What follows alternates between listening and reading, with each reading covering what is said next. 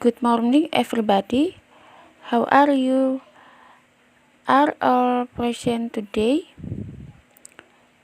Okay, before we continue the material at this meeting, it's a good idea to pray first to open the lesson. Okay, today we will continue the material which is about the sensory system, namely the senses of sight, hearing, taste, and touch. Humans can know the situation in their environment through tools called sense organs. The entry of stimuli or nerves impulse into the body through the sense called the sense. Impulse that can be received by the sense can be in the form of heat, pressure, light, chemical, stimuli or sound waves. The first is the structure and function of the sense of sight. The eye has receptors for capturing light stimuli called photoreceptors. Therefore, during the day, the reflection of sunshine by the object around us can be caught clearly. On the contrary, at night, the object around us do not reflect sunshine like during the day. As a result, we are only able to see those objects when they reflect light from other light sources such as lamps. Well, then we will discuss about the parts of the eye and their functions. The first is the sclera. The sclera is the outer layer of the eye that protects the eyeball from mechanical damage and allows the eye muscles to burst. Cornea.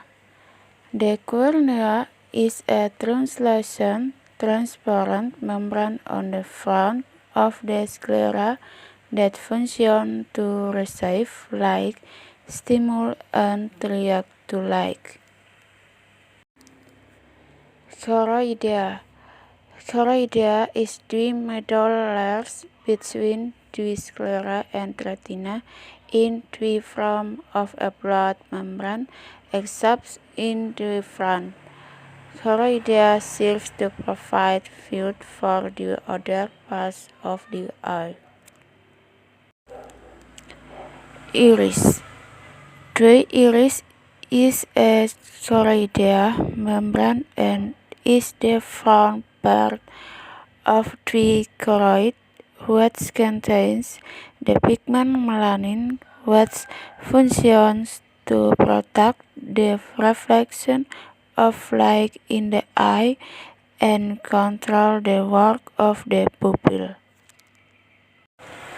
The pupil is an opening that is bound by the iris, which controls how much light enters the eye. Lens. The eye lens is biconvex in shape and function to reflect and focus light so that the image of an object falls on the retina of the eye. Retina. The retina functions to receive images and to see objects.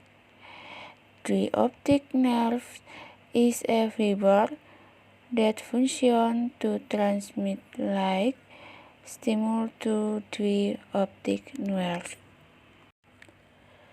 As the sense of sight receives a stimulus in the form of light entering through the cornea will be passed through the pupil. Then the light passes through the lens to be focused and finally will be captured by the retina, which is then converted into electrical waves processed into images in the brain. If the incoming light is too bright, the pupil will narrow or constrict. When the light is dim, the pupil will dilate or experience grounded. Light that is reflected into the eye enters the retina, specifically at the fovea or yellow spot. Thus, light can be forced into the fovea because it is controlled by the eye lens, which has the ability to flatten on convex. This ability is called Pada retina mata terkandung dua macam sel, yaitu sel batang dan sel kerucut. power. Sel batang mengandung pigmen rhodopsin, yaitu suatu bentuk senyawa vitamin A dengan protein tertentu. Sel-sel ini paling banyak terletak di fovea dan berfungsi untuk menerima bayangan dengan cahaya lemah, dan bayangan yang terbentuk atau terpersepsi hitam putih. Sementara sel kerucut atau sel konus mengandung senyawa iodopsin, di mana fungsi sel konus yaitu untuk menerima rangsangan warna merah, biru, dan hijau. Setiap satu sel kerucut mengandung satu di antara ketiga pigmen. Apabila retina mata seseorang hanya memiliki satu pigmen, maka orang tersebut akan mengalami buta warna. Struktur dan fungsi pendengaran. Telinga sebagai indera pendengaran terbagi atas beberapa bagian, yaitu telinga luar, tengah, dan dalam. Proses pendengaran. Energi bunyi ditangkap daun telinga dalam bentuk gelombang. Energi tersebut selanjutnya menggetarkan membran timpani, dan melewati tulang pendengaran, martil, landas dan sanggurdi. Energi selanjutnya diamplifikasi dan menyebabkan vestibuli bergerak. Getaran ini menyebabkan sel rambut membran basilar bergetar dan kanal ion terbuka sehingga terjadi pelepasan ion bermuatan listrik yang akan dikirim ke otak. Struktur indera ini terdiri dari lubang hidung, rongga hidung, dan sel saraf pembau.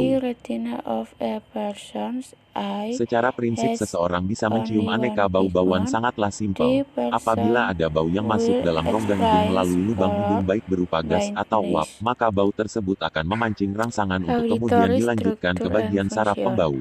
Dari saraf pembau kemudian sinyal listrik akan dikirim ke otak untuk diterjemahkan. Struktur dan fungsi pengecapan. Rangsangan yang diterima indera pengecap berupa larutan zat berasa. Larutan ini akan diterima oleh reseptor pengecap atau papila yang terdapat di lidah. Dalam papila terdapat bulu-bulu saraf atau gustatory hair yang berfungsi menghantarkan impuls ke otak. Pada gambar ini dapat kita lihat letak papila di lidah, dan juga bagian-bagian lidah yang mampu merasakan rasa pahit, asam, asin, dan manis. Struktur dan fungsi indera peraba. Kulit sebagai indera peraba terdiri dari 3 lapisan, yaitu lapisan epidermis atau kutikel, merupakan lapisan paling luar kulit, lalu lapisan dermis yang terdiri dari lapisan elastik dan fibrosa dengan elemen-elemen selular dan folikel rambut. Terakhir lapisan subkutis yang merupakan lapisan paling dalam, terdiri dari jaringan ikat longgar yang berisi sel lemak. Di lapisan ini juga terdapat saraf tepi, pembuluh darah, dan getah bening. Kulit bisa menerima banyak rangsangan dari luar. Rangsangan yang bisa diterima oleh kulit dapat berupa sentuhan panas dingin, tekanan, dan juga nyeri. Saat kulit menerima rangsangan, maka rangsangan tersebut akan diterima sel-sel reseptor. Dari sel reseptor, rangsangan tersebut lalu diteruskan ke otak. Epidermis or dewy vesicle, which is the outermost layer of dewy skin.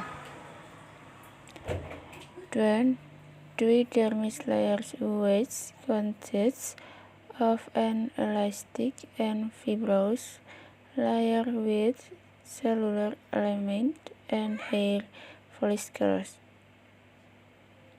Finally, the subcutaneous layer, which is the innermost layer, consists of loose connective tissue which contains fat cells.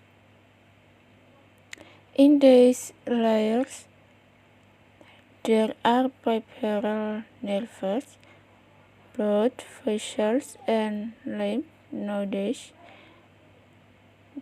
The skin can receive a lot of stimulation from the outside. Stimuli that can be received by the skin can be a dose of heat, cold, pressure, and pain.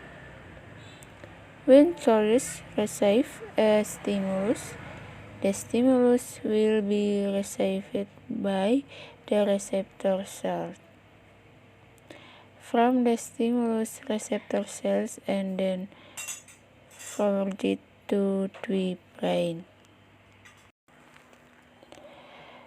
But from the material that you have explained, does anyone want to ask?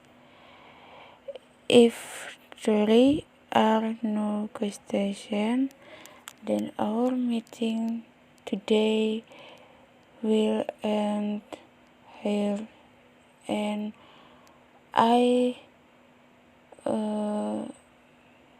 remind you that you have to relearn the previous materials until today's meeting, because next week we will be holding a mid-semester test. Thank you. Bye bye.